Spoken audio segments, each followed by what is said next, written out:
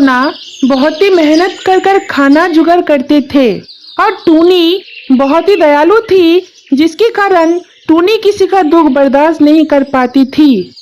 एक बार जब टोना बाहर खाना ढूंढने के लिए जंगल में गया था, तब टूनी के घर में एक छोटा सा पक्षी का बच्चा आता है, जो टूनी को बोलता है, मुझे थोड़ा सा खाना दीजिए ना, मुझे बहुत ही भूख लगा है, मैं बहुत ही भूखा हूँ। यह सुनकर टूनी उस बच्चे के लिए घर में जो भी खाना था उसको दे देती है। टूनी का दिया हुआ खाना खाकर वो पक्षी का बच्चा फिर चला जाता है। फिर जब शाम होने लगता है, टोना घर वापस आता है और देखता है घर में जो भी खाना था वो नहीं है। फिर ये देखकर टोना टूनी से पूछता है, मैं जो सुबह खाना लेकर आया था वो खाना किधर गया? टूनी ये सुनकर बोलती है, आज एक छोटा सा पक्षी का बच्चा आया था जिसको बहुत ही भूख लगा था। उसने मेरे से खाना मांगा तो मुझसे रहा नहीं गया, इसीलिए घर में जो भी खाना था मैंने उसे खिला दिया। टोना ये सुनकर थोड़ा सा गुस्सा होकर टूनी को बोलता है, अगर सब खाना तुम सभी को खिला दोगी तो हम लोग क्या खाएंगे, और हम लोग अगर खाना नहीं खाएंगे तो भूखा ही मरना पड़ेगा। ऐसे क्यों बोल रहे हो? उस बच्चे को भूख लगा था ना बोलकर मैंने खाना खिलाया। तुम खाना खिलाओ, मैं मना नहीं कर रहा हूँ, लेकिन तुम हमारे बारे में भी सोचना, क्योंकि मुझे जंगल में खाना ढूंढने में बहुत ही मेहनत लगता है और अभी जंगल में बहुत ही कम मात्रा में फल होता है, जिसके कारण खाना ढूंढने में बहुत ही मुश्किल होता है। ठीक है, मैं अगली बार से ये ध्यान रखूंगा। फिर जैसे तैसे वो दिन गुजर जाता है। फिर अगले दिन सुबह टोना जब खाना लेने के लिए जंगल में जाता है, तब टोना को बहुत ही देर तक खाना ढूंढने के बाद भी टोना को खाना नहीं मिलता है। फिर जब टोना घर की ओर आने लगता है, तब टोना एक लीचू का पेड़ देखता है जिसमें एक गुच्छा लीचू लटक रहा है। फिर टोना ये देखकर बहुत ही खुश हो जाता है और वो लीचू का गुच्छा तोड़कर घर में लेकर जाता है। जब टोना घर वापस आता है, टूनी टोना को पूछती है, इतना देर कैसे हो गया? टोना बोलता है, जंगल में बहुत देर से मैं खाना ढूंढ रहा था, लेकिन मुझे खाना नहीं मिल रहा था। फिर मैं जब उदास होकर घर लौट ही रहा था, तब मैं देखता हूँ एक पेड़ में एक गुच्छा लीचू लटक रहा है। फिर मैं वही तोड़कर लेकर आ गया और इसीलिए मुझे देर हो गया। इस साल बहुत ही कम बारिश हुए हैं, शायद इसके कारण जंगल में बहुत ही कम मात्रा में फल हो रहे हैं। हाँ, शायद यही होगा। फिर टोना टूनी के बीच में बातचीत खत्म होने के बाद टोना जो लीचू लेकर आया था वो खाने लगते हैं। उसके बाद जो बचते हैं वो रख देते हैं अगले दिन के लिए। फिर वो दोनों सो जाते हैं। अगले दिन सुबह टोना जब फिर से खाना ढूंढने के लिए जंगल में जब जाता है, तब टूनी के घर में फिर से एक पक्षी आ जाता है खाना मांगने के लिए। फिर वो पक्षी बोलती है, थोड़ा सा खाना है तो मुझे दो ना। मैंने आज जंगल में बहुत देर तक खाना ढूंढा, लेकिन मुझे कहीं भी खाना नहीं मिला, इसीलिए मैं तुम्हारे पास आया। अगर तुम्हारे पास थोड़ा सा खाने के लिए कुछ है तो मुझे दो ना।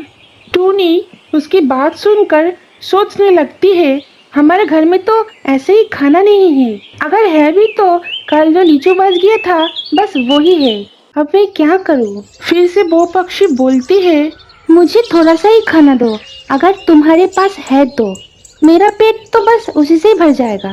टूनी ये सुनने के बाद उससे रहा नहीं गया। घर में जो लीचू था वो उस पक्षी को दे देती है खाने के लिए। फिर वो पक्षी टूनी का दिया हुआ लीचू खाकर बहुत ही खुश हो जाती है और टूनी को बोलती है, तुम्हारा ये एहसान मैं कभी भी चुका नहीं सकती, फिर भी मैं तुम्हें एक चीज देती हूँ। ये जो लीचू का बीज है, अगर तुम इसे कहीं लगा दोगी तो फिर उस पेड़ में इतने फल होंगे कि कभी खत्म ही नहीं होगा। उसके बाद ये बोलकर वो पक्षी चली जाती है। उसके कुछ देर बाद टोना खाली हाथ घर वापस लौटता है। टोना टूनी को बोलता है, आज जंगल में मुझे कुछ भी नहीं मिला, ऐसा लगता है जैसा किसी ने जंगल के सारे फल कहीं गायब कर दिए हो। टूनी ये सुनकर बोलती है, इसकी मतलब तो तुम आज बहुत ही थक गए। हाँ और क्या, वैसे भी हमारे पास तो कल वाले जो लीचू बच गया था वो तो है ना, आज वही खाकर गुजारा कर लेंगे। टूनी ये सुनकर घबरा जाती है और बोलती है, आज फिर से एक पक्षी आया था जिसे बहुत ही भूख लगी थी, जिसके कारण वो बार बार मुझसे खाना मांग रही थी। इसीलिए मुझसे रहा नहीं गया और घर में जो लीचू रखा था मैंने उसे खिला दिया। लेकिन पता है, एक और बात है। क्या तुमने आज फिर से सारे खाने खिला दिया? अब तुम बोलो, तब हम लोग क्या खाएंगे? ऊपर से आज मैं बहुत दूर तक गया था जिसके कारण मुझे बहुत ही भूख लगा है। अब मैं क्या खाऊंगा? मेरी बात तो सुनो पहले।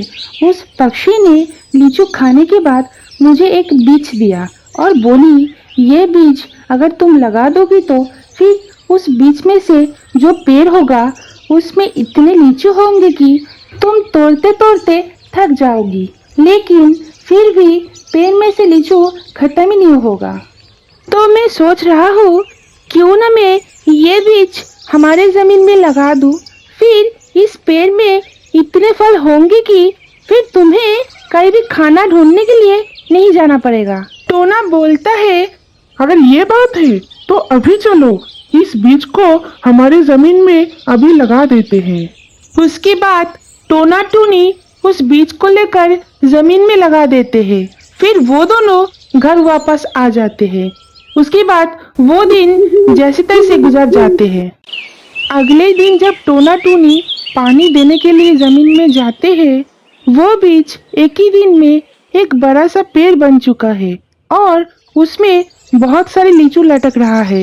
ये देखने के बाद टूनी टोना को तुरंत बोलती है, जरूर वो बीज जादुई बीज था, इसीलिए वो बीज एक ही दिन में पेड़ बन गया है। शायद और तो और वो पक्षी भी मारवी पक्षी थी, जिसके कारण आज इस पेड़ में इतने सारे लीचू लटक रहा है। फिर टोना टूनी उस पक्षी को मन ही मन बहुत ही शुक्रिया अदा करता है। उस दिन के बाद से टोना को कभी भी बाहर खाना ढूंढने नहीं जाना पड़ा और टूनी के घर में कभी खाने का कमी नहीं हुआ। इससे एक सीख मिलता है, कभी भी घर आए हुए मेहमानों को ठुकराना नहीं चाहिए। आप लोगों को ये कहानी कैसा लगा वो कमेंट बॉक्स में बोलिए। ऐसा और कहानी सुनने के लिए चैनल को सब्सक्राइब कर नोटिफिकेशन बेल आइकन को प्रेस कीजिए।